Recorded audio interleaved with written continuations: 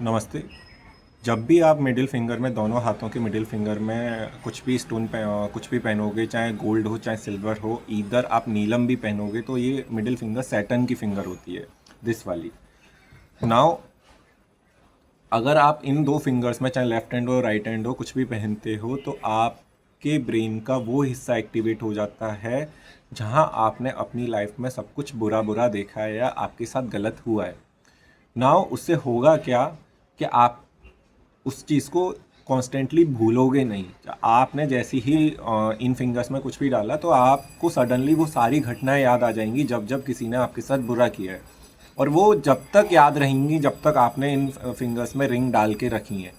क्योंकि सैटर्न भूलने नहीं देता, सैटर्न याद रखता है कि किसने क्या किया। सैटर्न जस्टिस का है, तो सैटर्न विल ऑलवेज रिमेंबर कि किसने मेरे साथ गलत बेकार टाइम में मेरे साथ कौन खड़ा था, कौन नहीं था।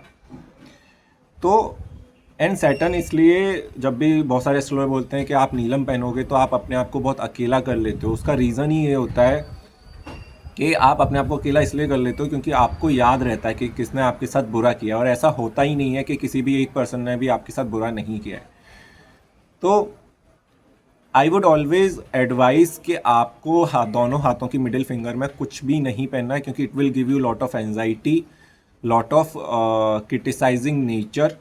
आपको हार्ड वर्किंग बनाएगा, नो डाउट। जब भी आपको स्क्रैच से चीज़ें स्टार्ट करनी हो, एकदम बेसिक से चालू करनी, जीरो से चालू करनी है, तो आपको ये हार्ड वर्किंग बनाएगा और आपको वो एनर्जी दे देगा। लेकिन आपको उतना ही क्रिटिसाइजिंग भी बना देगा, और उतना ही कमियां निकालने वाला, और उतना ही सेल्फ डाउट वाला पर्सनैलिटी भी दे देगा। तो मेक श्योर कि आप इन दो फिंगर्स में कुछ मत पहनो अनलेस एंड अनटिल आपको स्क्रैच से स्टार्ट नहीं करना है। Thank you.